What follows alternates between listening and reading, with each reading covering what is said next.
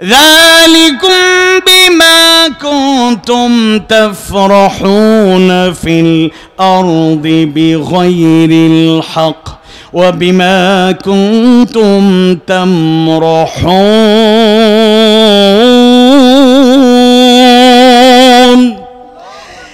এটাও এজন্য যে তোমরা জমিনে অযথা উল্লাস করতে, এবং এজন্য যে তোমরা অহংকার করতে।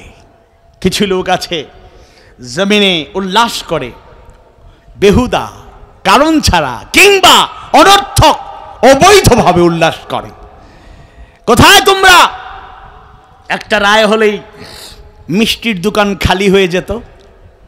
আলেমের মৃত্যুতে, ইসলামী আন্দোলনের রাহবারের মৃত্যুতে তোমরা অট্টহাসিতে মত্ত হয়ে যেতে। শামসুদ্দিন চৌধুরী মানিক, আহা বেচারা, মোরলেস 100টা রায় দিয়েছে উনি, বড় বড় রায়। প্রাউড ফিল করতো আর বলতো আল্লামা সাইদির রায় আমি দিয়েছি। এত দাম্ভিকতা ছিল। ওরা থাকলে হয়তো রাষ্ট্রপতি হয়ে যাওয়ারও একটা চান্স ছিল হয়তো। শেষ পর্যন্ত কানাইঘাটের বর্ডারে দুষ্ট লোকেরা এত দুষ্টুমি করলো, পজিটিভলি আর কি, দুষ্ট বলতে আবার নেগেটিভলি নিয়েন না, ওরা বীরের মতো কাজ করেছে। শেষ পর্যন্ত তাকে সেই জায়গা থেকে ধরে আনলো, কলা পাতায় শুয়ে থাকতে তাকে দেখেছি আমরা।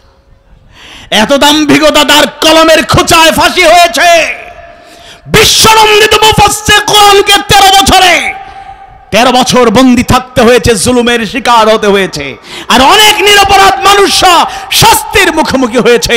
সেই শামসুদ্দিন মানিকেরা কলা পাতায় শুয়ে থাকতে হয়েছে, গামছা পেঁচিয়ে চোরের মতো, বাটপারদের মতো, ছিনতাইকারীদের মতো গ্রেফতার করে তাদেরকে নিয়ে আসা হয়েছে।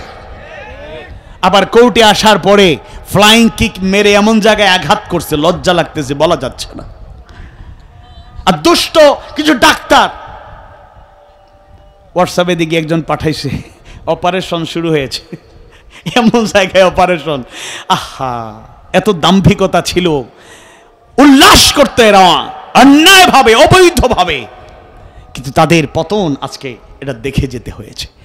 অহংকারীদের শুধুমাত্র দুনিয়াতেই না, তাদের পরিণতি আখেরাতে খুব খারাপ।